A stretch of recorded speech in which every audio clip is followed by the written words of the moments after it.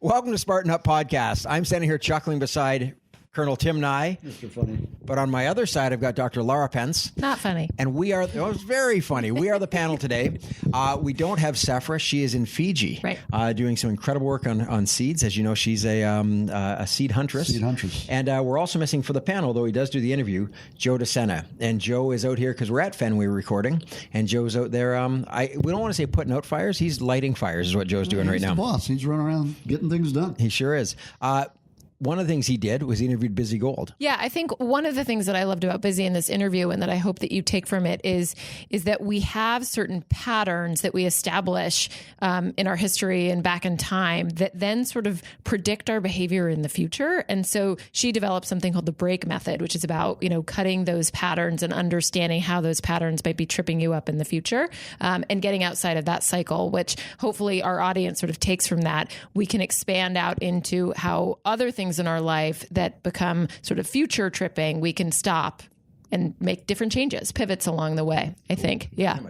So Spartan Up Podcast, we're here every Tuesday. But before we get to that, let's talk about Laura. She's got her own show on Wednesdays, Mind Doctor. So she's going to... Spartan Mind. And then we got Zach Evanish on Thursdays, right? We like to call him the Soul Lifter. The Soul Lifter on Thursdays. And he gives some really inspirational stuff. But our show, right? We're out here and you know what we're doing. We're interviewing the very top, the cream of the crop kind of people, either the Olympic athletes, the CEOs, the people, ordinary people who've been in extraordinary situations. Yeah, but people who have overcome obstacles in their life and how they've done it and what they've had to go through to achieve whatever level of success they've had. And then we take those lessons and we apply them back to everybody else. Which is what we'll be doing at the end of this episode. We'll be talking about what we got from this, what you can get from it, and how you apply it in your life. This episode of Spartan Up is brought to you by FitAid, recovery for your active lifestyle. Visit forthefitaid.com and sign up to win an amazing grand prize package from FitAid and Spartan.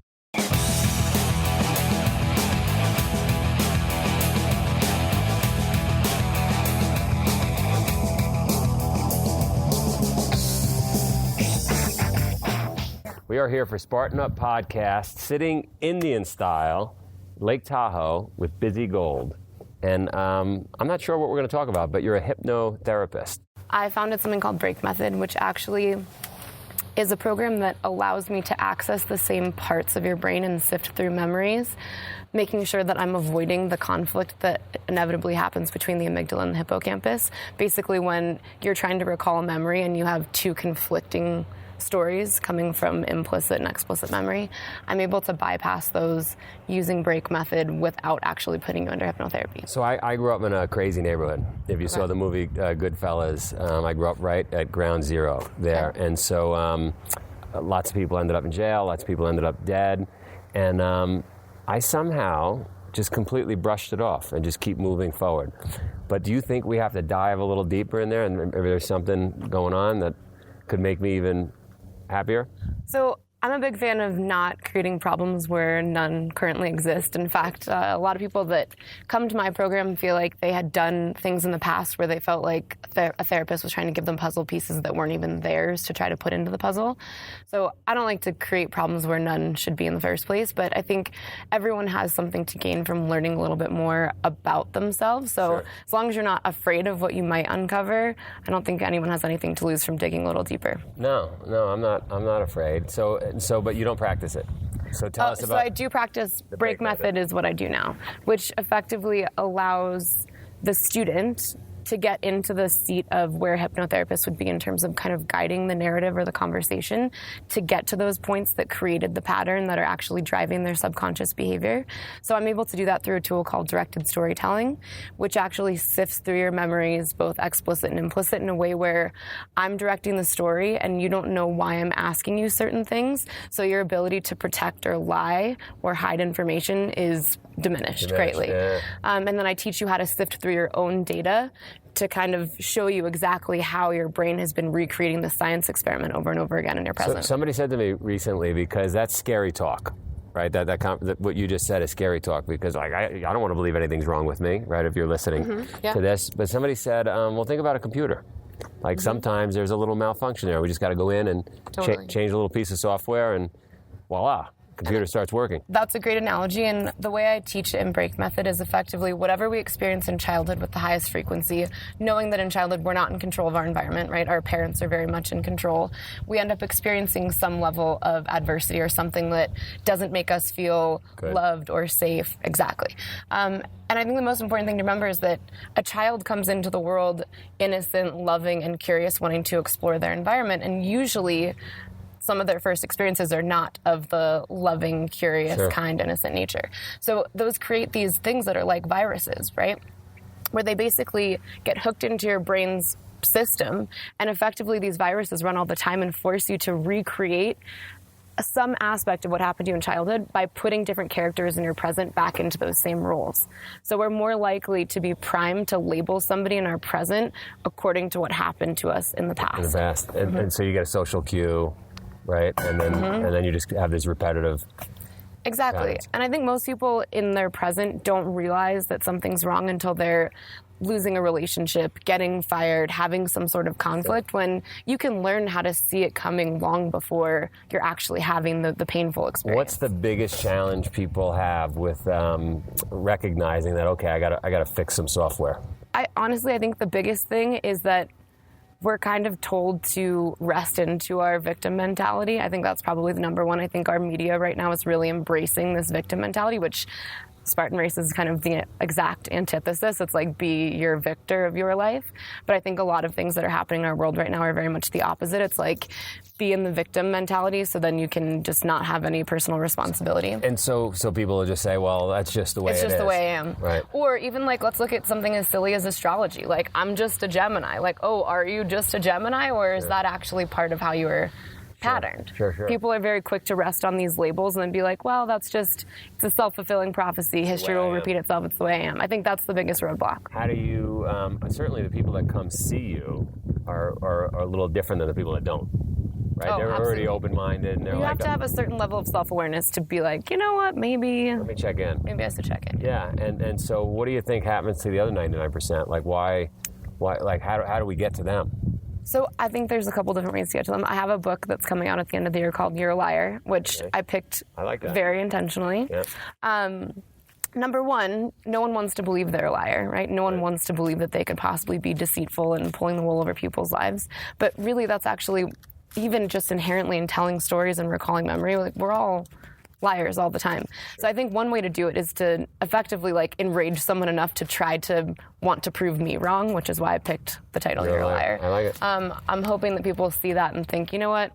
I'm going to read this just to prove that she's wrong, and then hopefully come out on the other side realizing that really it's not that that's an inherently bad quality. That's just unfortunately how our brain works with memory recall. So you accept you're a liar, now what?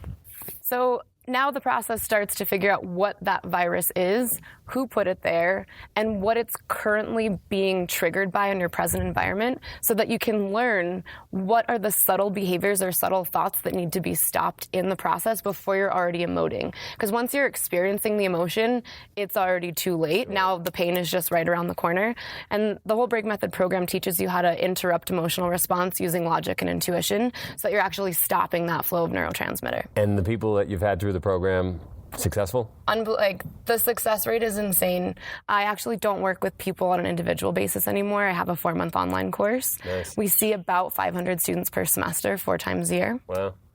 I've worked with everything from suicide, exiting cults, to addictive behaviors, and I also do a lot of corporate training. So I just got hired to do the Arizona Department of Education and do all of their special needs staff. So it has both corporate leadership applications as well as obviously people that are experiencing pain, but it's the same treatment protocol for everybody. I love it. And I think the most important thing to me is that it's sustainable. I'm not sitting there like doing the hand holding. In fact, in many ways, I'm teaching them how not to lean into that learned helplessness and teach them how to do it for themselves so that they can leave and keep and then doing it for themselves. Do they go on and you're seeing people help other people? Oh, yeah. And I see a lot of people actually come and end up working for me long term. That's awesome. Yeah. So why don't we take a break? Normally we do burpees, but you could you could fix me. I'll do burpees. No, fix me. Okay. Hey, Spartans, hope you're enjoying the podcast. We'll get back to that in just a moment. I'm Ann LaRue, here to continue on with our 31 habits of the healthiest Spartans. So habit for today, number 6, Relearn everything you thought you knew about fats. Back in the 70s and 80s, we were trying to cut fats. What are we learning now? Fats have a role in our day-to-day life. What do they help do? Number one, they empty a lot slower than carbohydrates and fat and proteins do from our stomach. This helps us stay fuller longer and feel satiated. Next, they help transport fat-soluble vitamins, vitamins A, D, E, and K, throughout our body so that they can do their jobs.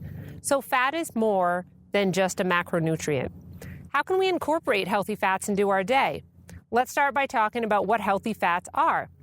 Avocados, nuts, seeds, olive oil, fatty fish like salmon, or my favorite, sardines. Try incorporating a little bit of healthy fats into every day, and before you know it, you'll be on your way to feeling more satisfied and living a healthier life. That's habit number 6. We'll be back next week to talk about habit number 7 in our series of 31 habits of the healthiest Spartans. If you want to get the full downloadable, go to life.spartan.com/habits. We'll be right back to the interview here in a second. We're going to take a little short time out for a sponsor break from one of our partners and our sponsor here, FitAid. This is a wonderful product. And just a quick side note. To become a partner with Spartan, our CEO, Joe Sena, is very discerning. I mean, we've had many, many companies try to be partner with us, and your product has to be wholesome, healthy, and has to be what you advertise it to be. Absolutely. And so FitAid has passed that test, right? To the point where every single racer doing this race this weekend at Fenway, where we're recording, is going to be handed one of these for recovery. Yeah, well, I tell you what, when you just look at the packaging here, and we got our Spartan logo on there, but this thing for the recovery blend, right?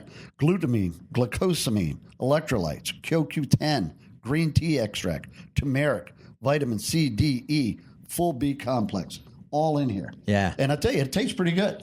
Well, it's not just coincidence we have this in our hand. We honestly have had it in our hand all day. I can pour that out. There's nothing left in it. It went down pretty smoothly. You know what? Speaking of nothing in the can, you know what else is in the can? There's no artificial flavors. It's vegan. It's kosher. It's paleo. It's pretty much free of all the things you don't want. Yeah, right. For the FitAid.com, you find out more about FitAid. Right now, we're going to find out more about this great interview. All right, let's get back to it. So that's amazing. So I'm completely fixed. Forever. Yep. Forever. Just like that. That was amazing. Only takes 20 seconds. How long does it take? The online course takes about 4 months. Some people need to repeat it a second time. So everyone that enrolls, they always get one free audit if they need it. But honestly, I also do 2-day intensive programs, and I've seen people that have that high intellectual capacity that often turns against them. If I can flip that switch and actually have them use it to augment their experience, sometimes 2 days is all it takes. Do you think, I feel like we are transformative with Spartan Race. Absolutely. Because I get all these emails, I'm no longer drinking, I'm no longer doing this, I'm back with my husband, I'm back with my wife. What happens out on the course that's similar to your online course? I mean, I think there's a lot of things that happen on the course. In general, just someone's ability to overcome a personal obstacle or perceive something to be very challenging and then come out on the other side having learned something about themselves, that's a skill that they can then replicate, right? So a lot of people probably sign up for Spartan Race not having any sort of personal confidence or any secure identity, and doing Spartan Race and actually finishing and crossing the finish line helps actually build that for them. So, I mean, in that way, that will transfer into how they interact in relationships, how they're labeling their partner's looks, you know? I think a lot of things go wrong in relationships just with the process of reflection. If you're not feeling good about yourself, every look that your intimate partner gives you, it's going to reflect something negative about you. But if they've learned to overcome that in Spartan Race, all of a sudden they're going to see a different person staring back at them. That makes perfect sense. And then on the side, because you have a lot of free time, you've got this thing called so much free time. Buti Yoga. Yeah, so the interesting thing... It's not booty like butt. It's like BUTI. Okay. It's an Indian Marathi word that means the cure to something hidden beneath the surface. Yep. And it was originally used in reference to Ayurvedic herbs, which were jadi booty. Sure, yep. So that's actually, ironically, not my side business. That's like the thing that made me famous. And that program is very vast at this point. We have 5,000 instructors. It's taught in 27 countries. We have the largest yoga teacher training program in the country to date, which is pretty cool. High five. Thank you. So that's been actually my primary job for the last 8 years. How long is a yoga class of Buti Yoga? Booty classes range 60 to 90 minutes. I really like to push the 90-minute mark because I really like to just push it as far as I possibly can before having that oxytocin release at the end. Sure. and they're held in. How'd you grow that business? How'd that happen? So, I mean, that business... Was it an overnight success? You didn't really do much? Well, God, I wish. Is that even a real thing? I don't even think that's real. No, definitely industry disruptive business where I had to basically get all the social media battles and names called and everything that I was doing wrong to disrupt yoga, and that I was basically the yoga antichrist, only to eventually, years later, be in Yoga Journal and have everybody come around accept and accept it. And in fact, copy it, if we're going to be honest. What's different about the yoga? So Buti is a dynamic asana practice. So obviously very fast-paced movements, kind of like power vinyasa. Sure. But we incorporate a lot of primal movement and something that I call spiral structure technique, which is meant to work the body along the spiral using inner and outer unit core. A lot of different types of rotational movements that get missed in the practice of yoga, which is traditionally very linear. And is it standardized movements? We teach all of our instructors how to literally go with the vibe of the class. So we give them the structure, the types of movements, how to build a class sequence, but everything is very much in the flow. No class could ever be exactly the same. That's awesome. So not only I'm no longer a liar, you fixed my brain, and now I got to do some Buti Yoga. You really do. What else you want to tell us about? You're like a superstar. God, there's so much going on. I think when I first started to look into Spartan race, and obviously, I've known Sepher since I was 10, from the perspective of break method and more just, being kind of a geek for what's going on inside of people's brains, I thought it was really interesting how people that are attracted to Spartan races, to me, they fall into two very specific categories of what I refer to as source beliefs, but I think a lot of people would maybe call them like limiting beliefs or whatever that kind of core belief is you hold about yourself. And I think the number one group, as I kind of dug into it, I think these are people that have kind of these like broader existential questions that kind of maybe reside more on the like all life is chaos or trying to figure out how to make life less chaotic by kind of like self-mastery. I think those are probably the two core beliefs that end up aligning the most with Spartan It'd be race. fun to interview, even if it's digitally, right? I'd be so into it. Answer these 20 questions and see if there's always two.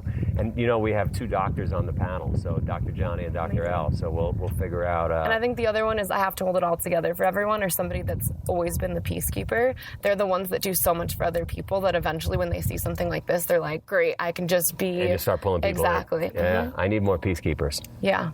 Everybody needs a little bit more peacekeepers. Those are the amazing people that help change, because I can't do this alone, right? Our goal is to change 100 million lives. So we need those people that are going out there ripping people off the couch. Absolutely. What could we do better during a Spartan course that would take it up a notch based on some of the stuff you're doing?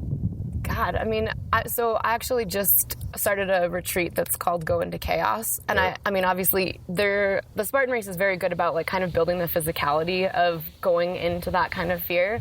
I wonder how much you could kind of delve into the psychology of the fear before they even go into the race. Like if you're able to somehow trigger their actual emotional fear before they go into the race, so it's like double conquering, that might be the next level. That's interesting. How would I do that? At the start line, or you're saying, or at home before they even get here? I mean, I think there are a variety of ways. I mean, some of it could be, I don't know what the intake process is for Spartan race, but if you do some sort of intake where you can figure out what people's actual, not like physical, tangible fears, but what their actual fears about themselves. Yeah. There are a variety of ways I could think of to trigger that before they even go into the race. I was just coming through customs, border control, and from Canada. Mm-hmm. And they're tough there. They're tough. And the woman said to me, "Oh, Spartan," she saw the shirt. Mm-hmm. And she said, "I was going to do one, but I haven't done one." And I said, "Why haven't you done one?" And so I tried to dig a little deeper, and she said, "Well, everybody I know has done one." And so, which I never really thought of this before, but she said, "I don't want to be an anchor. I don't want to pull people down. Maybe I would do it if there were people that had never done this before." So there's a whole training. I'm not in good enough shape, right? I don't want to hold people back. I might get hurt. Are the typical fears we hear. I think, you and I tend to use anchor the same way, because I think a lot of people are like, anchor, that means I'm grounded, right? I use anchor kind of as that slightly negative connotation as well. I think for somebody like that, there's also, I'm sure, some level to which if everyone else has done it, the deeper fear there is everyone else has done it, what if I don't finish, right? Sure, I think it ends up ending up more in embarrassment than anything else, even if that's not what they're reporting to you. Why don't you and I go run the course? Right now? I dove into your fear. Oh, no. Oh my God. The only part of it that, I'll be honest, the only part that freaks me out is the electricity part. No electricity here. I disconnected it. See? Then I'm in. We gotta go. Bizzie Gold, awesome lady, right? Yeah. I mean, first of all, super articulate. I mean, really, I think kind of takes a lot. I mean, there's a lot there. There's so much there, but she takes it all and condenses it down into this break method. And one thing that I love that she said was talking about sort of like the virus that's planted, and then how we are patterned based on that virus to basically repeat certain behaviors and ways of thinking that can get us into trouble. And I love that concept because I think it's so true that when we kind of go back to the seed, oh, I wish Sephra was here. When we go back to the seed and kind of go back to that core, that we can really learn how to basically, prevent certain behaviors and thinking patterns from happening that trip us up. I'd just like to mention that Sephra is here in spirit because she's the one who introduced Bizzie to us. Yes, absolutely. It was funny because when she was talking, I thought, she reminds me a lot of Sephra. And then she says, well, Sephra and I have obviously been friends since we were 10. I was like, wow, there you go. Very cool. But I would just add on to your point there. I did find her to be extraordinarily articulate. And she has her speech. She clearly understands what she's saying. Yeah. She is an expert. But a mark of a true expert in any given field is an ability, right, to make the difficult simple for others to understand. Gotcha. If you can't break a problem down and put it in simple terms, you may not be the expert you think you are. Sure. Yeah. I love that. And a lot of what she talked about, I mean, it's not being invented here. It's these are some complex ideas that have been around for a long time. Right. But she's done a really good job, like you say, of breaking it down where it's directly applicable. And, when she talks about trying to figure out what is the virus, who put it there, right, and how's it showing up in your day-to-day life, right, that's fantastic because you can't address anything until you start looking at that. Yeah, totally. Well, and I think, too, that one of the difficult things that we do as human beings, or easy things that we do but makes our life difficult, is that we offload. That like if there's a problem that's going on in our life, we often tend to think of other reasons why it is and not within ourselves. Yeah, sure. But I love that sort of she brings it back to the self, that like we have to look there in order to make things different. If it rains and you can't climb up the rope, I mean, sure, it could be because of the rain, but it could also be because your tactic sucks, sure. So you got to look inside to sort of figure out what the issue is. I wasn't out there. You guys were both out in Lake Tahoe where the interview took place, and unless I missed it, I was kind of curious if she has applied any of these techniques to veterans. Because I would have thought that this would have been a good PTSD type program. And I was just wondering if anybody had a side conversation or knew if that had come about. Because if not, I think there's an opening there for sure. Cool. Joe may have. It didn't come up in our conversations, but I agree, and I think she'd agree that these are principles that would certainly be very beneficial in that situation. And we interviewed somebody recently who had a great line that applies to this, and they talked about that. Sometimes we try and overcome things by just trying harder and trying harder and trying harder. And they said there's an anchor. And sure, you can drag that anchor with a 50,000 horsepower boat, but eventually you're going to blow the engines. Right. Why don't you cut the anchor? Yeah. That's what she's talking about, figuring out what that anchor is and how to cut it. Yep. Yeah. No, I mean, I think that it's a concept that we could certainly just sort of learn from, and just even the small things in our life that are tripping us up, not just sort of like the bigger, deeper wounds, but just the small things like, how do I start being more active, or how do I start eating better, or how do I engage in relationships a little bit better? That might just start with sort of small things, and what needs to be cut so that we can do that. You know what? So far, we've really actually only talked about half what she does, and that's break method, which is incredible. But she also talks about Buti Yoga, B-U-T-I. Right. And you were explaining to me before what that actually means. Yeah, it was so awesome. So I wrote it down because I loved it so much. It's the cure hidden behind the surface, right? Which I think is sort of like we always look for more as the answer. We're looking out there when it's like what could be the cure is hidden actually what's within us already. Sure. I that's how I sort of like heard it and learned it, but I think that it can mean a lot of different things. But I love that sort of sentiment of the cure behind the surface. But that's actually her main focus, right? Yeah, sure. And she talked about I don't remember what the number was, but I remember in the being thousands. Shocked when she said it. That's what I thought. It was like 5,000, and maybe she said the largest yoga teacher training program in the country. Yeah. Absolutely. And I'm just guessing, but I mean, if she's Sephra's friend, you're talking early 30s. Yeah, I think that's right. That's incredibly impressive. Tim just broke the cardinal rule. You never guess woman's age. No, but he went there. I didn't give the exact. I gave a range. I gave a range. It's good. I gave a range. Well, yeah, but incredibly accomplished. No matter what age she is. Doubt. Unreal, right? No doubt about it. So yeah. You know what? We're going to be back next week with another incredible guest. But for now, I'm really glad you're here for this one. This episode of Spartan Up is brought to you by FitAid, recovery for your active lifestyle. Each ice-cold can of FitAid contains key ingredients like BCAAs, glutamine, turmeric, omega-3s, and more. Race dirty, recover clean with FitAid. Visit forthefitaid.com and sign up to win an amazing grand prize package from FitAid and Spartan. Monthly Spartan prize packs and more. FitAid, recovery for your active lifestyle. Hey Spartans, this is Marion out from behind the camera again. I want to thank you for listening to today's interview of Spartan Up. We're here to be your partner in resilience training for your mind, body, and spirit. We've got tips on leadership, interviews with inspiring high achievers and thought leaders, information on holistic health, motivation, and the Spartan mindset. We're here almost every day of the week to help you stay on track. If you like our show, help us on our mission. We want to rip 100 million people off the couch and give them the tools to keep going. The best way to build the audience for a podcast like this is word of mouth. So if you like our show or you like a particular episode, I hope you'll share it with your friends, share it on your social media. Just help us get the word out. And if you want more, we've got a ton of articles at spartan.life.com.